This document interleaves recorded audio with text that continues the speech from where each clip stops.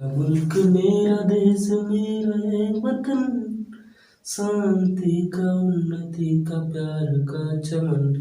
Hello friends, I welcome you on my YouTube channel Rajput steno coaching classes UP. पिछले videos में हमने present tense के जो भी कॉन्सेप्ट्स थे वो कंप्लीट कर लिए थे। आई होप आपको पिछली वीडियोस पसंद आई हो और आपने कुछ वीडियोस पर जो अच्छे लाइक दिए हैं और जो व्यूज दिए हैं उनके लिए बहुत बहुत धन्यवाद। तो ऐसे ही आप हमारा सपोर्ट बनाए रखें। तो आज से हम पास्ट टेंस को शुरुआत करने जा रहे हैं। पास्ट बेसिकली क्या होता है आज उसका इंट्रोडक्शन लेंगे। उसके बाद हम आपको नेक्स्ट वीडियोस जो भी नेक्स्ट बाय नेक्स्ट जो भी कॉन्सेप्ट्स होंगे वो हम आपको कंप्लीट कराते रहेंगे। तो आप हमारा इसी तरह सपोर्ट्स बनाए रखिएगा। तो आगे आने वाले जो भी वीडियोस हैं उनको भी देखते रहिएगा ताकि आप हमारा सपोर्ट बनाए रखें और हम भी आपके साथ जुड़े रहें। तो स्टार्ट करते हैं आज से कौन सा टेंस, पास्ट। जी हाँ, मैंने आपको पास्ट उस समय समझाया था जब मैंने आपको बताया था कि पास्ट क्या होता है। देखिए आज थोड़ा राइटिंग्स में थोड़ा दिक्कत हो सकती है क्योंकि आज थोड़ा हाथ पैरों में दर्द हो रहा है, तो राइटिंग्स में थोड़ा दिक्कत हो सकती है, लेकिन प्लीज मेंटेन कर लीजिएगा। देखिएगा यहाँ पर मान के चलो मैंने उस दिन बताया था आपको इधर मौजूद क्या होता है प्रेजेंट, और प्रेजेंट जो बीत जाता है प्रेजेंट उसी वही किस में चला जाता है पास्ट में। तो प्रेजेंट का बीता हुआ रूप ही पास्ट कहलाता है। जी क्या थी पास्ट की डेफिनेशन। अब बात करते हैं जनरली। अब मैंने इतना तो आपको पिछली वीडियोज में भी कवर करा दिया है, लेकिन आज से हम जो समझ रहे हैं उसका नाम है प्रेजेंट इंडेफिनिट। जी हाँ, इसका नाम है प्रेजेंट इंडेफिनिट। तो आज से हम इसको कवर करेंगे और इसको बेसिक टू एडवांस ले जाने की कोशिश करेंगे। इसके वीडियोस मैं आपको 2 वीडियोस प्रोवाइड्स कराऊंगा, उसके बाद हम आपको यह टेंस कंप्लीट करा देंगे। तो आप सबसे पहले इसका इंट्रोडक्शन लीजिए और इंट्रोडक्शन में आपको कुछ नहीं सीखना है। सबसे पहले इंट्रोडक्शन का मतलब होता है कि इसके बेसिक स्ट्रक्चर को समझना है अपने के लिए। तो अगर मैं इसकी बेसिक स्ट्रक्चर की बात करूं तो सबसे पहले क्या आता है, अफर्मेटिव स्ट्रक्चर आता है। उसके बाद समझते हैं अपन कि इसके कॉन्सेप्ट्स क्या होते हैं। पहले आप थोड़ा बेसिस बनाए रखिएगा। तो सबसे पहले इसमें होता है सब्जेक्ट। सब्जेक्ट के बाद आती है वर्ब की सेकंड फॉर्म, और उसके बाद इसका ए टू जेड अपन और कुछ भी यूज कर सकते हैं। तो यह होता है प्रेजेंट इंडेफिनिट का बेसिक स्ट्रक्चर। ठीक है, अगर मैं इसके एग्जांपल की बात करूं तो इसमें क्या होता है, देखो सब्जेक्ट। और दूसरी बात इसमें यदि वर्ब्स की बात करूं तो वर्ब्स यह से वर्ब की सेकंड फॉर्म एकमात्र वर्ब होती है। वर्ब की सेकंड फॉर्म एकमात्र फॉर्म्स होती है जिस पर चाहे सब्जेक्ट प्लूरल हो, चाहे सब्जेक्ट क्या हो प्लूरल, और चाहे हो सिंगुलर, किसी भी का भी क्या नहीं पड़ता, इफेक्ट्स नहीं पड़ता, क्योंकि यह दोनों को मेंटेन करने का काम करती है। इसलिए यह वर्ब और इस वाले सेंटेंस में अपन को ज्यादा प्रॉब्लम्स आने की दिक्कत नहीं है क्योंकि इसमें सिंगुलर प्लूरल का फंडा ही खत्म हो जाता है। तो स्टार्ट करते हैं अपन। जैसे मैंने लिखा आई, ठीक है, I went there, I went there, ठीक है, आई वेंट देयर, मैं वहां गया, ठीक है, मैं वहां गया था। या फिर इसी को अपन लिखते हैं they went there, they went there. इसी को लिखते हैं she went here, sorry there, ठीक है, कुछ भी लिख लो। जनरली मेरा कहने का मतलब जो है कि वर्ब्स की फॉर्म में कोई भी परिवर्तन आने वाला नहीं है। तो इसलिए मैं आपको समझा रहा हूँ कि अफर्मेटिव सेंटेंस में कहने का मतलब यह एकमात्र ऐसी वर्ब्स होती है जिसमें चेंजेस नहीं होता है। कौन सी? सेकंड फॉर्म, चाहे सब्जेक्ट सिंगुलर हो चाहे सब्जेक्ट प्लूरल हो, अगर वगैरह कुछ भी हो, अपन को वर्ब की सेकंड फॉर्म यूज कर रहा है और आगे बढ़ जा रहा है। तो ये था अफर्मेटिव का कॉन्सेप्ट्स। आई होप आपको समझ आया हो।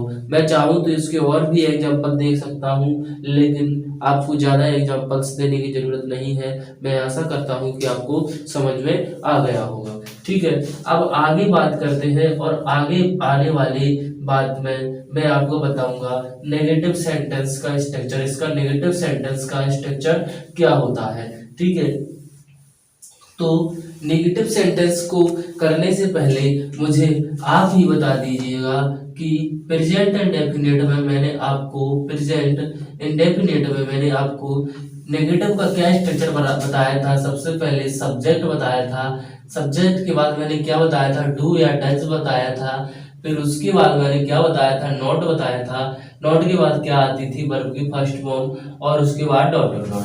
ठीक है, मैंने आपको यही बताया था किसमें, प्रेजेंट इंडेफिनिट में। जबकि अगर मैं इसी को आप बात कर रहे हैं किसकी, सॉरी हेडिंग में ही मैंने गड़बड़ डाल दिया, हेडिंग है आज है पास्ट इंडेफिनिट। ठीक है, तो क्या है, डू एंड डज। तो डू एंड डज मैंने आपको बताया था, डू की सेकंड फॉर्म क्या होती है, डिड। तो वही उठा करके रख दीजिएगा, यही आपका किसका स्ट्रक्चर बन जाएगा, फिर पास्ट इंडेफिनिट के नेगेटिव का। ठीक है, तो did plus not plus verb की first form plus dot dot dot. ठीक है, तो इस प्रकार से यह किसका जनरेट होगा, तो आपके लिए बता देगा है पास्ट इंडेफिनिट, और उसी के कोष्टक में लिख लीजिएगा नेगेटिव। तो यह आपका दूसरा कॉन्सेप्ट भी क्लियर होगा, बट लेकिन इसकी कुछ एग्जांपल्स करने की जरूरत है। तो उसी को मैंने आपको पहले एग्जांपल दिया था, आई वेंट देयर। ठीक है, तो इसको अगर मैं नेगेटिव में लिखूंगा तो नेगेटिव में लिखने के लिए मैं सबसे पहले किसका यूज करूंगा, आई का। उसके बाद मेरे को किसका यूज करना पड़ेगा, डिड का। डिड के बाद किसका यूज करना पड़ेगा, नॉट का। अब अपन को पता है वेंट की सेकंड फर्स्ट फॉर्म क्या होती है, गो, क्योंकि गो वेंट गॉन। और फिर उसके बाद किसका यूज करेंगे, देयर का। अब आपके मन में एक और सवाल आ रहा होगा कि गो के बाद यहाँ पर टू का प्रयोग क्यों नहीं किया जा रहा, तो उसके लिए आपको इंतजार करना पड़ेगा। मैं आपको जब प्रीपोजिशन टॉपिक पढ़ाऊंगा तब बताऊंगा कि यहाँ पर देयर का अगर सेंस निकाला जाए तो क्या निकलता है, वहाँ वहाँ का मतलब कहाँ। तो इस प्रकार से अगर मैं इसको बोलूँ तो देयर एक एडवर्ब है, और एडवर्ब्स के पहले अपन को किसी भी प्रपोजिशन का यूज नहीं कर सकते, इसलिए आपको समझने की जरूरत है। तो आपको अगली क्लास में जरूर मैं इसको, जो भी प्रपोजिशन की क्लास होगी उसमें जरूर मैं आपको कंप्लीट करा दूंगा। दूसरे अगर एग्जांपल लेने की बात करूं तो दूसरा भी ले लीजिए, दे वेंट देयर।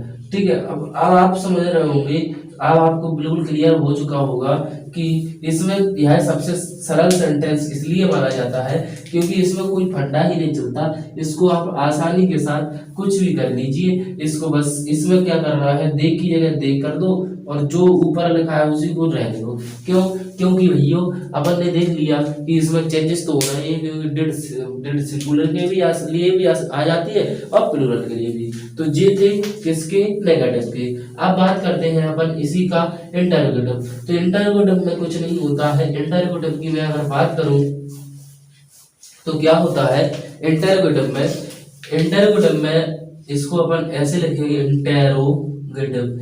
जनरली कभी कभी तो बच्चों को इंटरोगेटिव की स्पेलिंग भी नहीं आती है। स्पेलिंग का मतलब, कहने का मतलब इसकी भी इंटरोगेटिव की स्पेलिंग भी नहीं आती है। क्यों, क्योंकि बच्चा क्या करता है, डायरेक्ट क्या करता है, इंटरोगेटिव डबल आर लगाना भूल जाता है, लेकिन इसकी स्पेलिंग यही होती है। और आगे अपन इसमें जैसे अगर प्रेजेंट की बात करूं तो मैं इसका थोड़ा सा स्ट्रक्चर बता देता हूँ। प्रेजेंट में क्या होता था, डू डज प्लस वर्ब की फिर क्या होता था, सब्जेक्ट प्लस वर्ब की फर्स्ट फॉर्म, और सब्जेक्ट प्लस वर्ब की फर्स्ट फॉर्म, और डॉट डॉट डॉट। ठीक है, कुछ भी हो सकता था।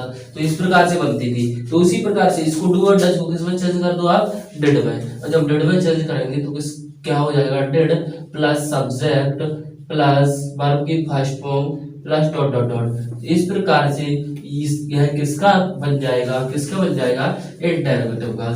ठीक है, तो मैंने आपको इंटरोगेटिव भी बता दिया। अब इसका अगर एग्जाम्पल की बात करें तो एग्जाम्पल में क्या आएगा, एग्जाम्पल में मैं आपको बताऊं तो जैसे डिड यू गो देयर, क्या तुम वहां गए थे। ठीक है, दूसरी बात, did they come here, did they come here, क्या वे वहां यहाँ आए थे। तो इस प्रकार से, लेकिन प्लीज ध्यान रखिएगा इसके पीछे क्वेश्चन मार्क लगाना बहुत कंपलसरी होता है, क्योंकि विदाउट क्वेश्चन मार्क के आप किसी से क्वेश्चन पूछ ही नहीं सकते हो। तो मैंने आपको इंटरोगेटिव भी कंप्लीट करवा दिया। अब बात आती है इंटरोगेटिव प्लस नेगेटिव की। तो जनरली आपको जैसे उसमें बताया था, इंटरोगेटिव प्लस नेगेटिव का मतलब होता है डिड लगाओ, उसके बाद सब्जेक्ट, और सब्जेक्ट के बाद नॉट लगा दो। ठीक है, ठीक है। तो इस प्रकार से अपन इंटरोगेटिव प्लस नेगेटिव भी बना सकते हैं।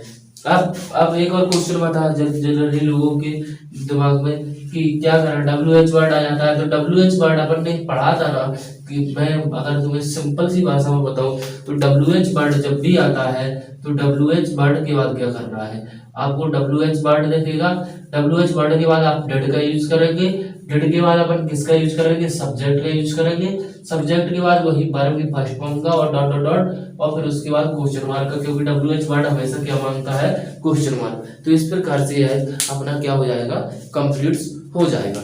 ठीक है, तो मैंने आपको इंट्रोडक्शन में इससे रिलेटेड जो भी कॉन्सेप्ट्स थे वो मैंने कंप्लीट करवा दिए। अब मैं आपको कॉन्सेप्चुअल बता रहा हूं कि आपको कैसे पढ़ना है और इसको जनरली डिफाइन कैसे करते हैं, और इसमें प्रेजेंट परफेक्ट और पास्ट इंडेफिनिट दोनों में डिफरेंस क्या होता है। तो उससे आगे देखने के लिए आप हमारे वीडियोस को देखते रहें। तब तक के लिए धन्यवाद, मिलते हैं अगली क्लास में। Thanks for watching this video. यदि आपको यह कॉन्सेप्ट्स अच्छे लगे तो हमारी वीडियो को सब्सक्राइब करें, लाइक करें, कमेंट्स करें। Thanks for watching this video.